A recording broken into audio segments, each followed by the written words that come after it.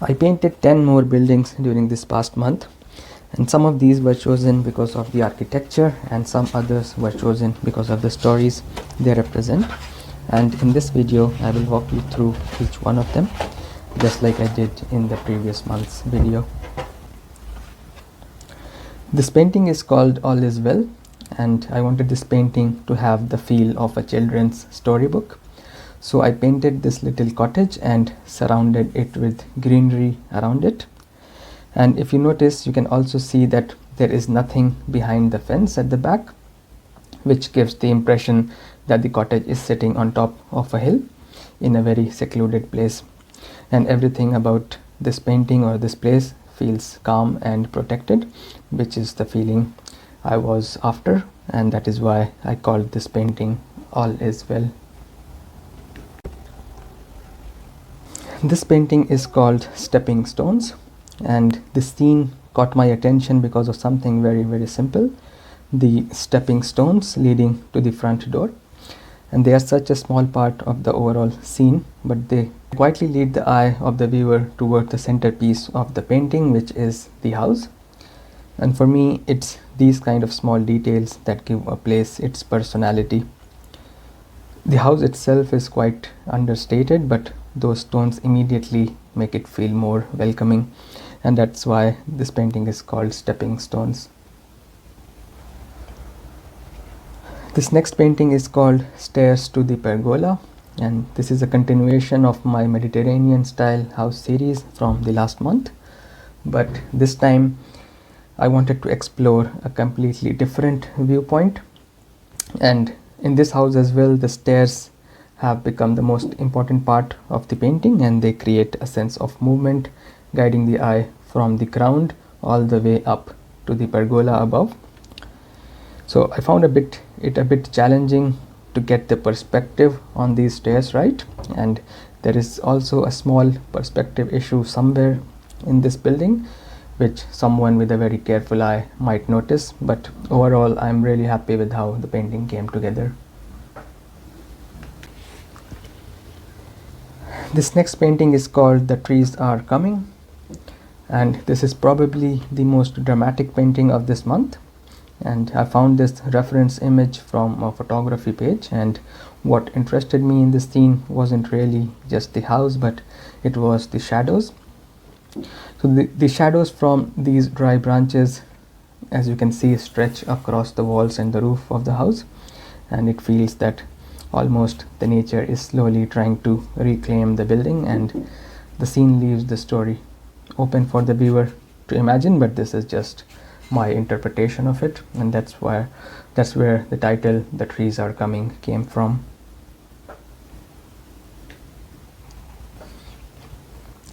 This next painting is called Boundaries. So this painting was really just an experiment initially. So I had always painted vegetation in the color green before this, but I wanted to try these warm and mustard tones for the foliage in front of the building for this painting. And I really liked how it changed the overall atmosphere of the scene. And there are these fences in the foreground, which were always going to be the strongest element in the composition because it is so close to the viewer. And if you look closely, you can see that there is wear on the wood, and the fence has become slightly crooked as well over the period of time, but it is still standing there and still doing its job, which made me think of the title Boundaries. This next painting is called The Barber's Corner, and I like this one because it celebrates something very ordinary. It's the kind of a little neighborhood shop that people walk past every day without giving it much of a thought. But these striped awnings immediately gave the building a sense of familiarity, and even though it is a simple corner shop, it felt like this place had its very own little story, which I wanted to capture in this painting called The Barber's Corner. The next painting is called Guiding Light, which has been sold, and although this is quite a simple composition, but I feel lighthouses represent a lot more than just architecture, and for me they represent finding your way, especially when things feel uncertain. And the glowing light at the top gives the painting a sense of hope for me, and I think that's what attracted me to the scene, and that's why I called it guiding light.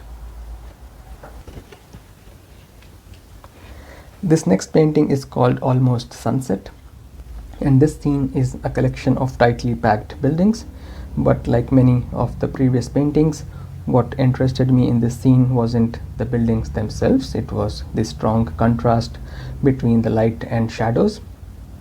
And this scene represents a brief moment just before the sunset, when some parts of the buildings are still catching the light, whereas some other parts have already fallen into shadow. And I left some of these walls completely white without painting it at all, and pushed the others into shadow, and the whole scene suddenly gained more depth and contrast.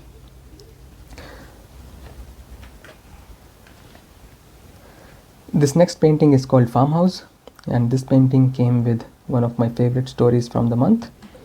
It was commissioned as a surprise for someone's grandfather who is 96 years old and who still works on the family farm several days a week.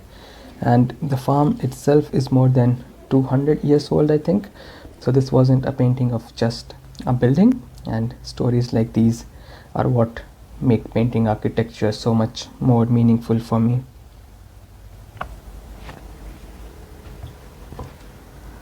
This next painting is a typical architectural sketch, and this was another challenge to myself, which was done in this sketchbook. And for this, I wanted to see how much detail I could suggest without actually painting every single detail. And this sketch also completed this 2-page spread in my sketchbook, with this first painting finished a while back. And it's surprising how much our brains fill in when the values and contrast are in the right places. And if you notice, some of these lines are nothing more than quick scribbles, but when they come together with the right contrast and shadows, they create the illusion of a much more detailed building. And this was a good reminder to myself that sometimes less can be enough when painting architecture.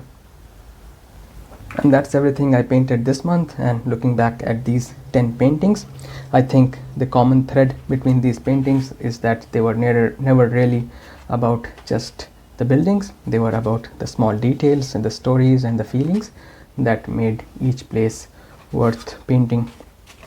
So thanks for coming along and looking through this collection with me, and I'll see you in the next month with some more paintings.